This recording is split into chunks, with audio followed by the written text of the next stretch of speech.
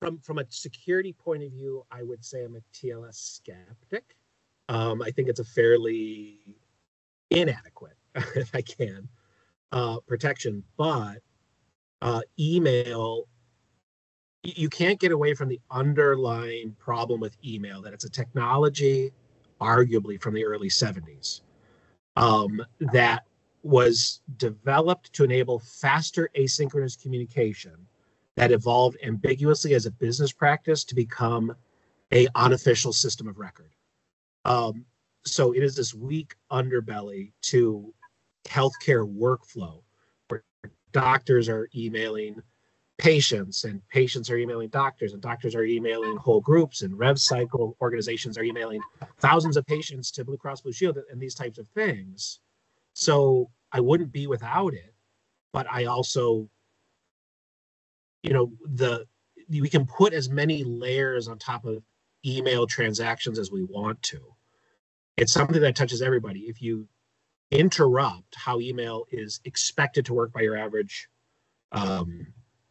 baby boomer, Gen X type worker, they're just going to find another workaround, right? So the answer to security controls in general around email and using email as a way of transiting is the workflow is broken. It will always be the weakest piece. So is it adequate? I don't know what else. Of course it's inadequate. All the email controls on sending HIPAA over email are inadequate, in my opinion. But the problem is in the foundations and how the workflow operates. You're just not going to be able to fix email. Is my opinion. But that's a tall mountain to climb, and there's only so much power a CISO has.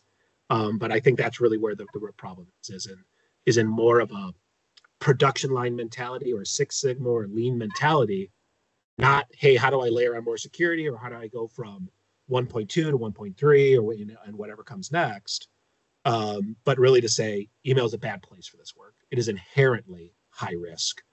It is inherently weak. It is because of the way the humans use it and what we expect out of it. So I tend to take more of a workflow look than look at, well, what if I do this with my secure envelope? What if I do this with the certificate? If I do this with encryption? The answer is you're shoveling dry sand, is my general opinion.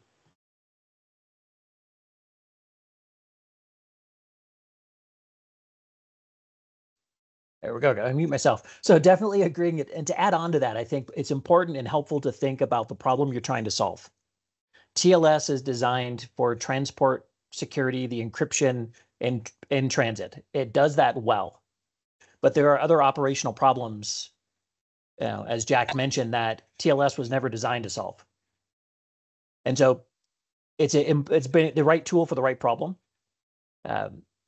Certainly, if you can keep it out of email, that's ideal. What I've seen some people do, and had some success with this, was we set automatic expirations on messages. It didn't solve the problem, but if the message automatically went deleted after 30 days, you knew that there wasn't a repository being built up in that mailbox, but it created issues of if you don't save that data somewhere else within 30 days, you might lose the data other than the backup. Right. And I guess that gets back to some of that systemic underpinning, because I'm thinking now in a different context outside of encryption to our, we're doing a reasonably large DMARC project, a DMARC enforcement project right now, right? And that has a similar issue. It's like, well, we're transiting, 25, 30 million messages a day. And if all these different providers are not trusted or are trusted, and, based on the savviness or the technology investments of those business associates or those third parties, you're interrupting that underpinning workflow, right? And that's what I mean by adding the security on a weak workflow is even, and I look at it through a liability lens, right? The way you're looking at it, what I'll call the financial risk lens, but I also have to look at it through the operational lens. If I don't get this email to where it goes, regardless of who's liable, I'm interrupting patient care potentially or revenue or something of that nature. So I try to look at it from, well, how does COO look at this, right? Do they care it's, I did my job, they didn't do theirs, or do they care the service was interrupted? And that's, pick your boss, right? You'll get a different response. But we tend to have to look at this through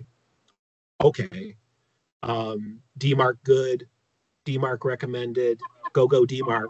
But if the patient satisfaction surveys for Press Ganey are getting out because Press Ganey said, well, I don't care two beans about your DMARC, this COO is going to have a very reasonable and considerate and non-technical opinion about that, which is going to be go fix it, right? So it depends on the institution. It depends on how you're doing it. But we at Michigan have to look through these different lenses: a financial risk lens, a liability lens, an operational lens, a productivity lens, and something's got to give. And when it comes to email, if all my eggs are in an email track, we can do the secure envelope. We can do it. We can do an encryption certificate. We can argue about which version, how to do it.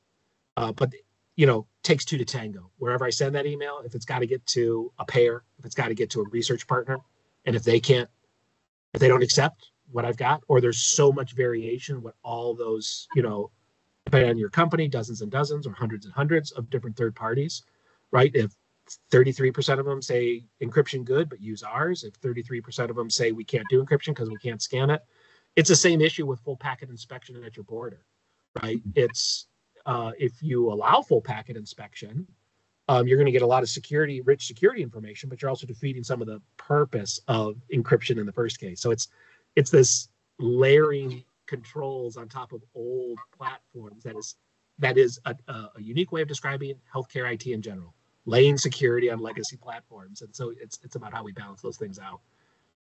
Just wait until he asks about faxing. Oh boy! But added to that, like some of the approaches I take before is forced TLS. If we had somebody that claims processing, somebody we set revenue cycle side, they worked claims queues. We set up forced TLS on our mail server, so either it got sent encrypted or it didn't get sent at all. And there were a few times where we rejected things because their SPF and DMARC, like they didn't follow their own published standards, and that we had to work through that. But that was a contract thing. That was a relationship thing. When they asked us to turn it off, we're like, well, this is what we agreed to in the contract and in the project. Like that's an operational risk. So that moved beyond the cyber team to more the business relationship side of there's an efficient and effective way of doing it. And if they're not following what they agreed to when we set this up and that they had in place, what else are they doing that we don't know about? What other controls are falling down or that might be of a concern? And so we had managed it that way for the key things, but a lot of it really was having the conversation to say, why is it in email? Instead of doing transactional messages, can we send you a daily report in a CSV? And maybe that's easier on your side because now you don't have to manually extract the data from email. You just get it through the SFTP as a CSV that you can automate and process. And usually people were open to that by shifting where we sent the data. But trying to secure it in email, the best we could do was either force TLS, or in a few cases where we couldn't do that, we used S-MIME certificates to ensure that it was encrypted in the other person's mailbox. But not everybody was open to that. You're right. And the other thing I'll say about that is email is one of those technologies that touches every level of IPsec, right? So any change to email requires pretty significant change management effort at a large organization, which is sometimes you got to choose what if the juice is worth the squeeze. Do I retrain 60,000 employees around some of those configurations and what to do when they fail or whatever the failure mode is?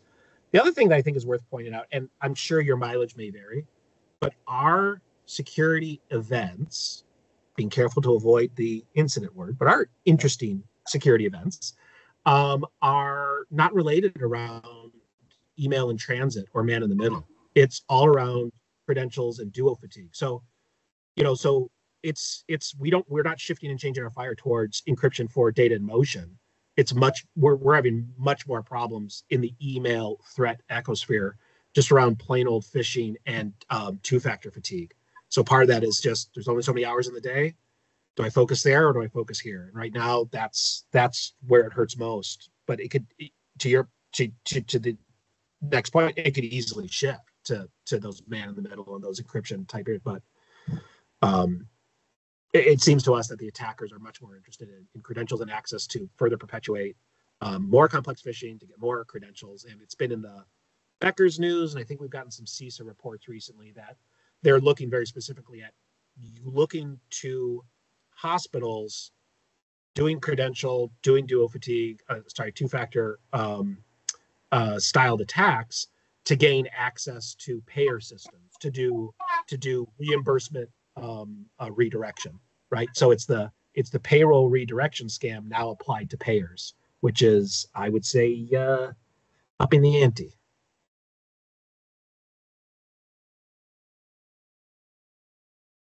We do use it.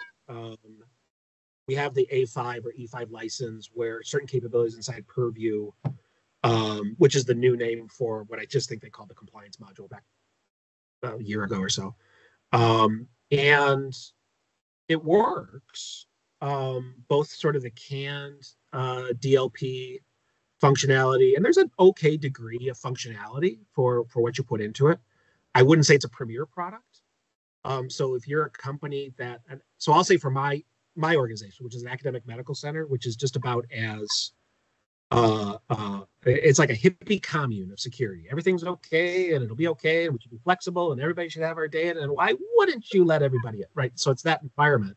So our culture of DLP is much more flexible than you would say like a pharmaceutical company that has IP to protect, right? So would Purview be appropriate for like a intense IP centric or maybe a defense centric type, national defense industry type thing? No, I would say you got to. It's good. You got to layer on top of it.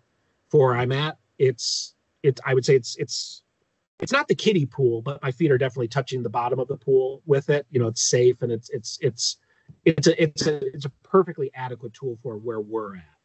But I do expect that as the engines of data governance become much more non-IT, right? As data governance leaves the IT and the CIO's realm and moves closer to like chief quality officers or COOs, that their expectations are going to be much higher than what that product produces today, regardless of how it develops. But I would say it's fine for us, but I don't think I'll be here in 5 years saying it's enough. Certainly, unless they add a lot to it.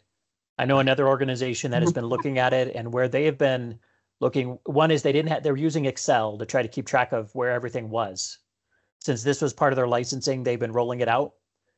One of the things they're looking forward to that's in a preview is being able to control and share who can get to what kind of data through the Purview app, because some of their partners also use it.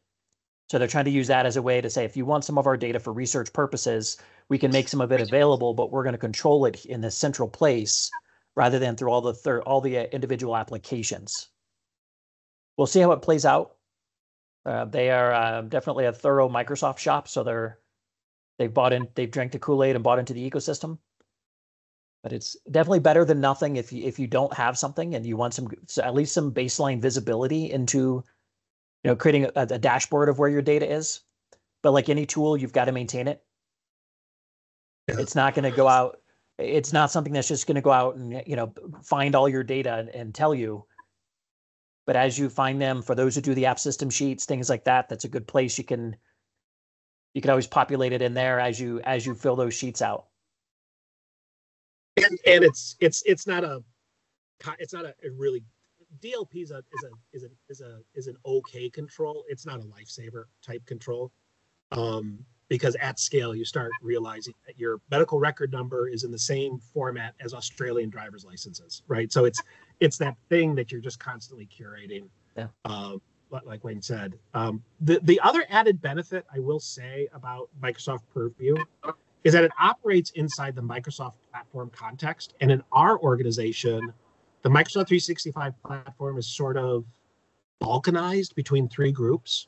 And when it is in one format, being able to work with those two other groups and us seems to be much smoother right now for figuring out what the tool does and problem solving and roles and responsibilities than if these were separate tools and platforms altogether, which is what we were in when we were prior to being a Microsoft 365 shop. We were just an on-prem Microsoft Exchange shop, and prior to that we were a group-wise shop, and there was always that's not me, that's this team, that's not me, that's team. But when it's in that cloud platform, it seems like the friction is greatly reduced just at regular old problem solving, who's who in the zoo. So I do really appreciate it from that point of view.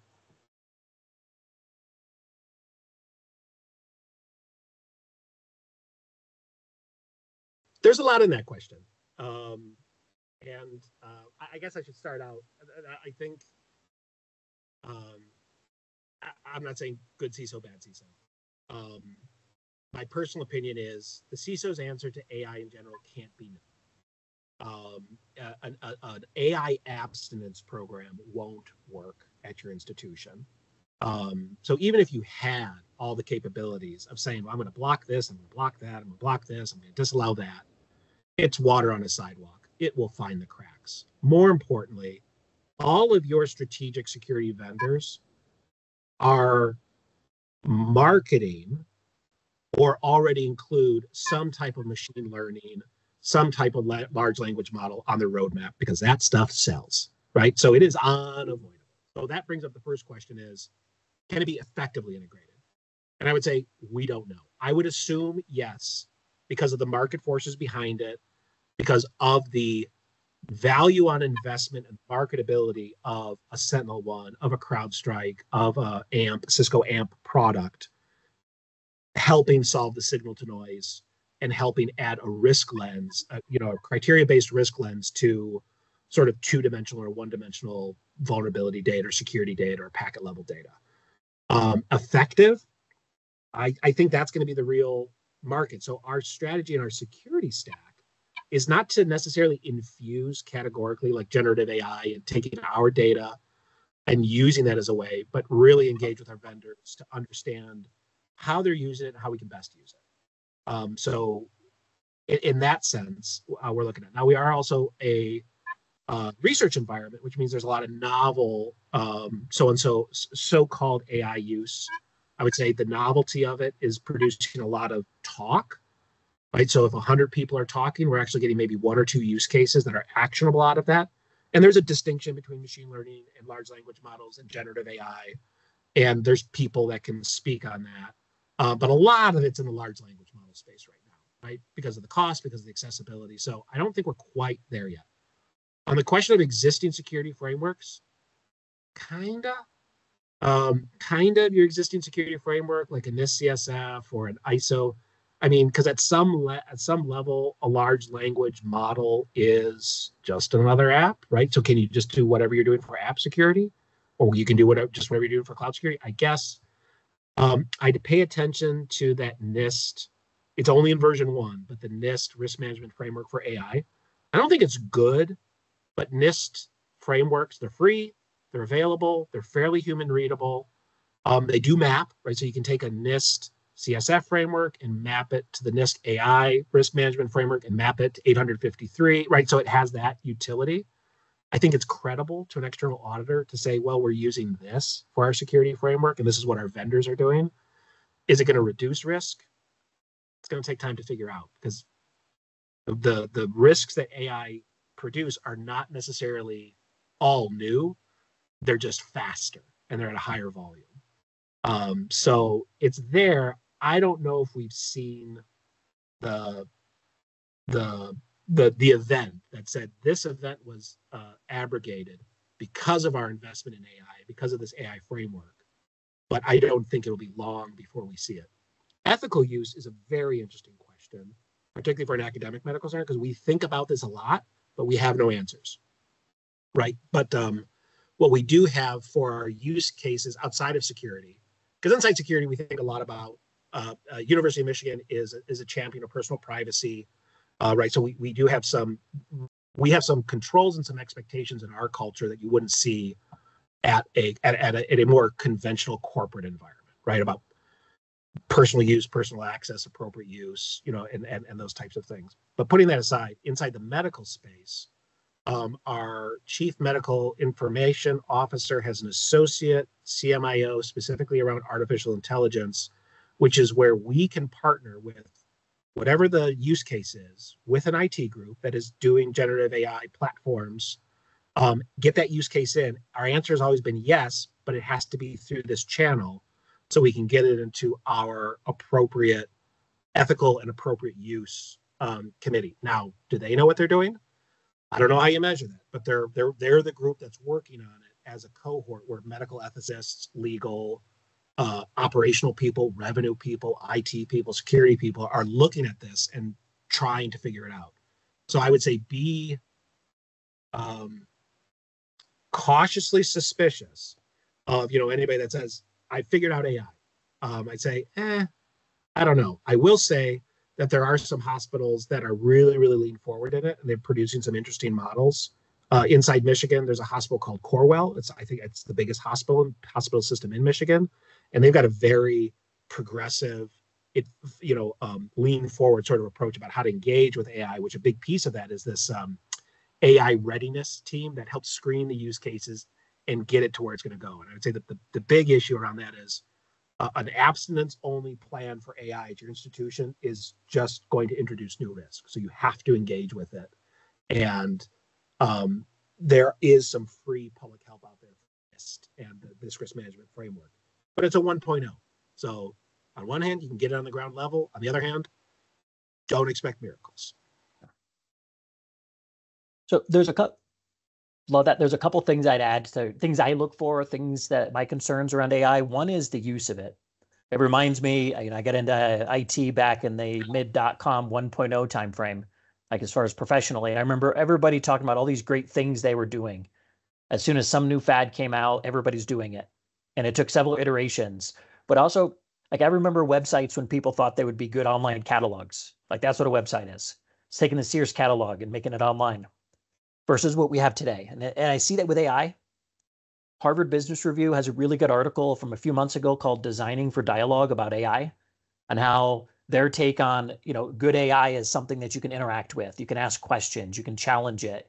Kind of like a senior person might do to a junior person to say, how did you get to these numbers? What's your calculations? To help it learn over time, but also correct it and guide it versus a lot of the security tooling and the approach I see people promoting is that AI is going to solve this for you and give you this thing on a silver platter with a nice ribbon and bow on it, and it's all taken care of. So people tend to have that mindset of hands off. AI is going to do it for me. Like that's the AI they want. But when you look at what's happened when you get people on Reddit and 4chan and they just want to have fun and get some LOLs, they decide to go take the AI in a sharp left turn in some direction. So you got to be very careful how you train it. But that designing for dialogue really resonated, thinking about, and I think Robert may have mentioned this in some conversations we had about coding, how it could really good at doing certain things that are more standard. That second part with the standards is where I think there's going to be challenges in cybersecurity. If AI is trained on a particular data set, data model, say Microsoft puts out an AI to help you look at your security configuration, that's going to be based upon Microsoft's best practices, most likely. How closely do you align and would you really turn something like that loose in your environment if you don't follow the current best practices? Reminds me of a time where somebody took Disastigs and told it to apply all the recommendations and then locked themselves out of their own environment. So you be really careful with stuff like that, especially if you allow it to change things. Certainly could be good from an assessment, from a lifting up rocks to say what's out there. But I just see a lot of people wanting that magic button they can push that will go do the work for them without really thinking about how it got there and, why did we not do this thing? Why are we running this older version that's non-standard?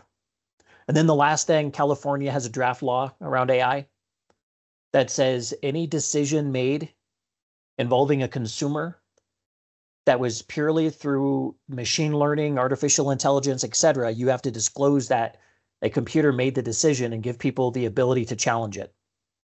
So I expect to see more things like that, where if you do have processes that are driven purely by AI, you'll need to understand it enough so that if somebody challenges it, you can, here's why that happened. And if a person had made the decision, it would have been the same. In a more practical, how is it, changing work today?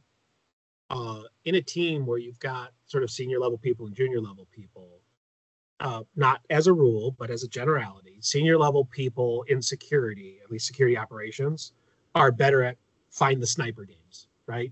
Mm-hmm. What's different in this log versus that log, or what's changed, what's interesting, what's abnormal.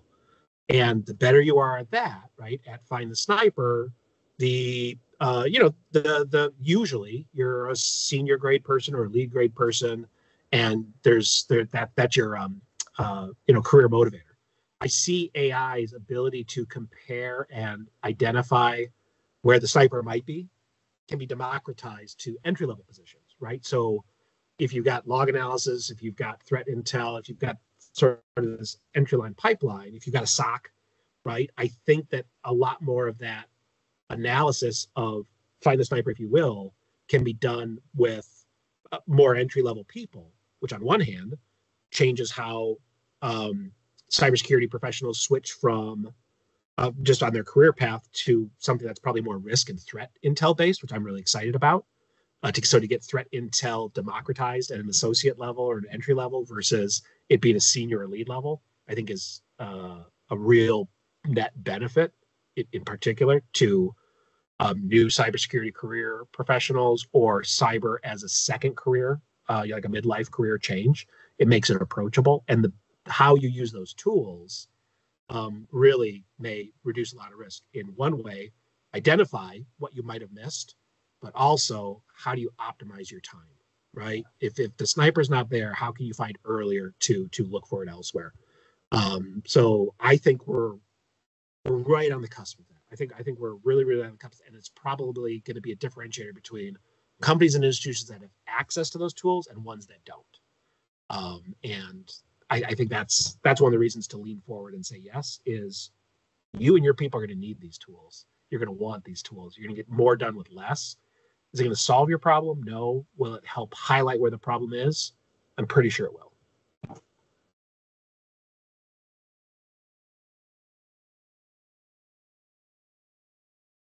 It's all well and good to say lean forward on AI, but if you don't have a place to put it, it would be foolish.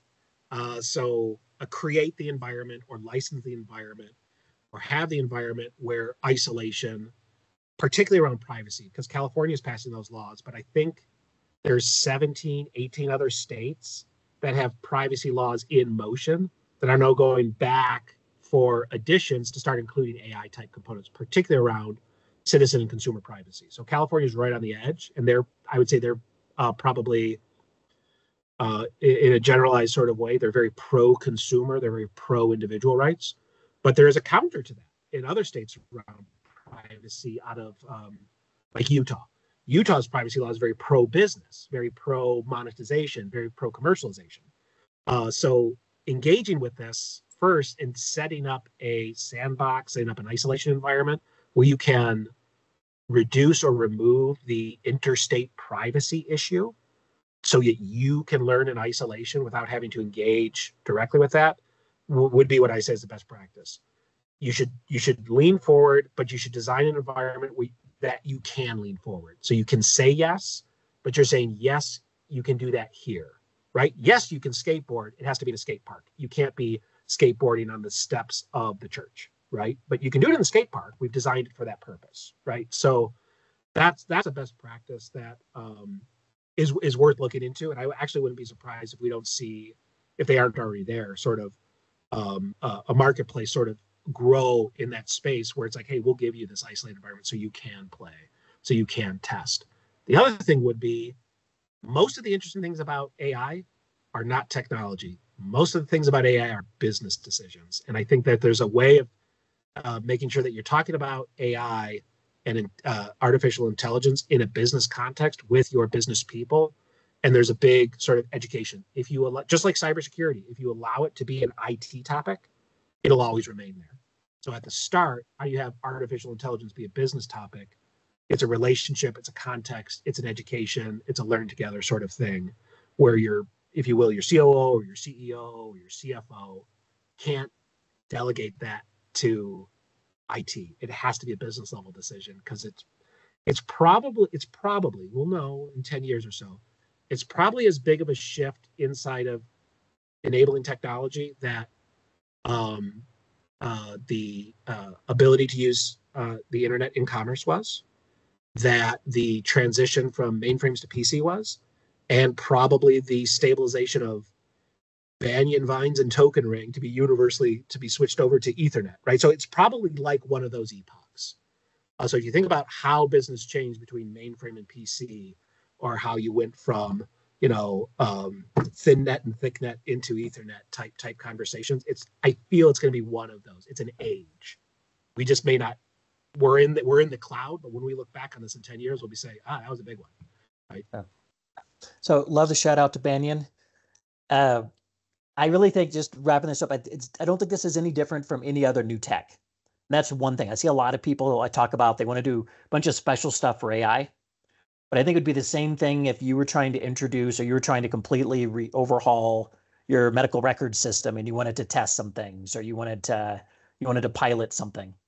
Have it in a controlled environment, have some conversations of what are we trying to achieve, what processes are we trying to really fix or work with this, so you know what the outcome is. Otherwise, I've seen people in testing AI where they spend months trying different things and they don't know what they achieved at the end of it. Like, I know it can write stories for me, it can tell me jokes and other stuff, but I didn't really have a use case I was testing for work that I can say, yep, that's an improvement.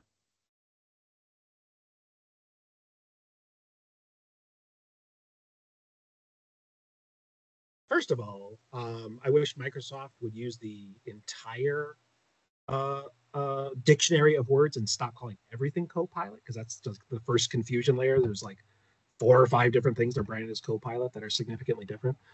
I think Microsoft did it, personal opinion, and not that of the University of Michigan, because there's money in it. Data is money, and even if they don't know what to do with that data right now, right? You can rack it and stack that data and figure out what to do with it later.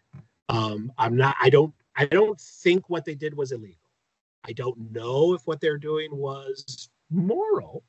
It was, at least in my opinion, a little sneaky. And I'm glad that there's a community that pushed back on it. But we also know, if you can't get in the front door, they're going to come in the back door. If you can't get in the back door, they're going to come in through the attic window type thing. So this really is a call out to one of the reasons why we're very AI. We lean forward on AI. I've pushed back on Copilot. And the control I was using in Copilot right now is, they said, well, we have a BAA with Microsoft. And they said, well, the BAA doesn't apply to this. And I said, oh, great, turn it off. Right. So it's a rudimentary control where we said, what are the reasonable things and diligent things we can do to reduce where Copilot is and isn't. There are some places we can't turn it off. There are some places it is embedded and it is there. And there's new and exciting language that Microsoft has buried in some of the configurations in Microsoft 365. Going back to the first Microsoft 365 conversation, there's some things I really, really like, but it also gives a place for Microsoft to hide controls that are on by default without an opt-out. There's something, I think there's something called corporate data protection. I think that's what it's called, where you can toggle it on or off. And they're saying, oh, that's your alternative to be a BAA. And it could be a little bit of my background. It could be a little bit about my suspicion. It's like, well, it's probably not about BAA because you called it something different, right? So that's what I mean by it's just a little sneaky. I think Copilot will get there. I will also say, I don't look to Microsoft to be my innovation partner. I really don't. And I'm not playing brand favorites, but I'm always going to look with a raised eyebrow at any multi-trillion-dollar company that says, we can innovate for you, University of Michigan. We can innovate for you, CyberForce. I say, what do you know about innovating here? Right? So that's really that sales push coming in.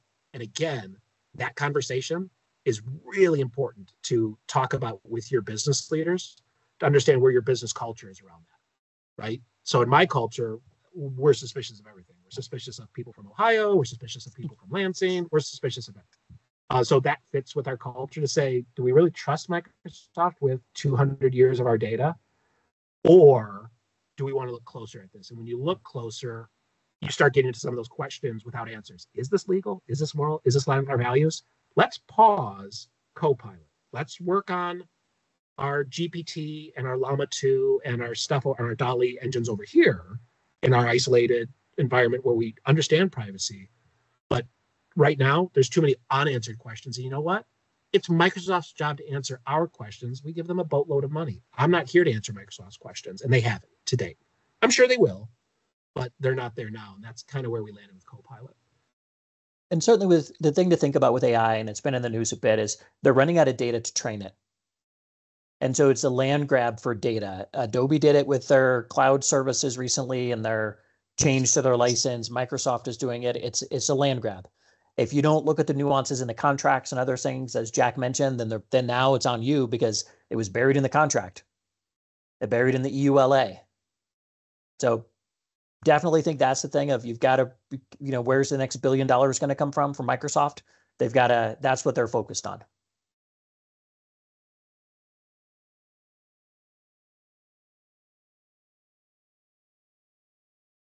Oh boy, do I want to work at that organization. One of the things that's good about cyber insurance, and if I can couple onto that, even though it wasn't asked, cyber specific outside counsel, is experience. Because if you haven't had a large scale breach, you should be preparing for one. And large is relative to whatever your company is, right?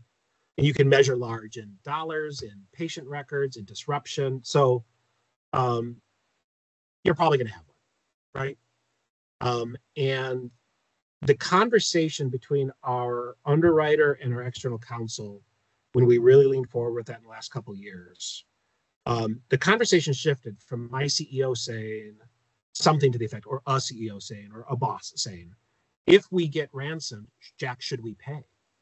And when you step back on it, as you can tell from this meeting, I got lots of opinions. But what value is my opinion if you've got no experience in making that determination about do you pay, don't you pay, what do you do?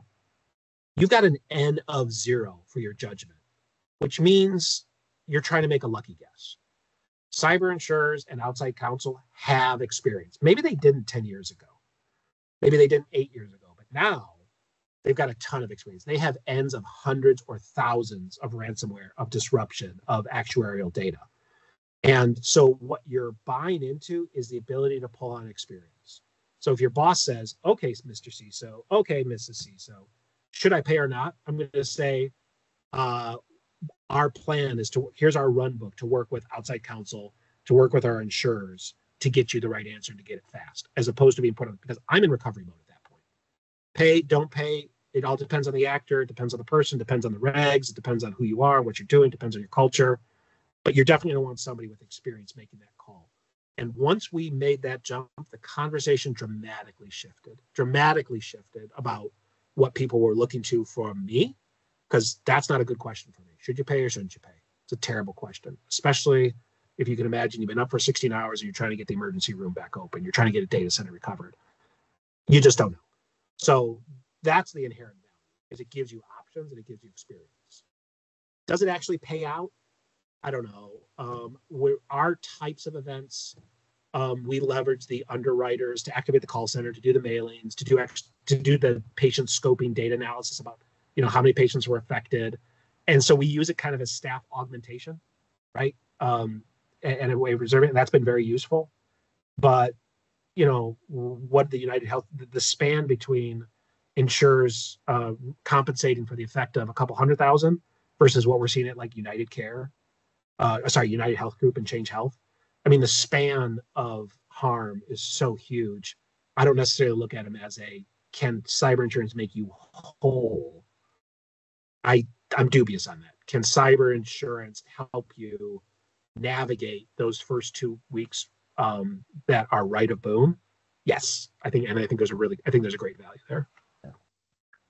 And certainly the way that I've gotten value out of it, I attribute a certain amount of it to luck. The previous healthcare system I was at is I probably abused my cybersecurity insurance. And then when I had something I wasn't familiar with or something anomalous, I'd call them up and say, here's what I'm planning to do. Here's why, what's your take? And they'd often give me feedback. Most of the time it sounds great, no concerns. Occasionally they tell me, if you're going to do this, think about this other thing, or tell your general counsel and have them direct you to do it so that you're protected from this potential scenario that could come as a consequence of what you might find from doing this. So I use that a lot. And also that helped because when I did it wasn't a large scale issue, but when I had an issue that I actually had to engage them, they're like, Wayne, we trust you. We've talked to you enough. You've got this. Keep us in the loop. Versus we're going to come in and take over. We're going to drive the conversation. But I also got value internally because when I completed my cybersecurity underwriting forms and renewals, I would do a Word document that was typically longer than the actual underwriting forms. Like I had a form that might be 5 or 6 pages, and I'd give them 15 pages of explanation, caveats, and whatever.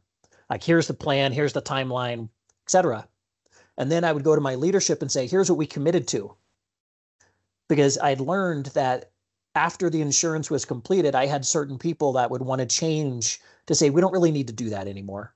We don't need MFA. I'm like, well, we told insurance that we have at this point of MFA, and here's when we're expecting to have it live, and they have a writer they're going to remove once we confirm that we have it live. So then that helped reinforce doing the right thing, because we had told insurance, and if we don't follow through, they're not likely to cover an event relating to that control weakness. That's a really, really great point. We engage with our internal audits that way. Yeah. Where it all depends on the way you approach it. If you approach it as you're part of my team, my underwriter's part of my team, my external counsel's part of my team, my auditors are part of my team, as opposed to sort of a who do they think they are isms. Confrontational, yeah. It gives you a lot of can't be a prophet in your own backyard type approach. Like, this isn't my opinion about two-factor. We pay these people a bunch of dough to protect us, and they say it's a good idea, right? So it that does help cut through a lot of cultural morass. That's a really great point. There's actually a ton of value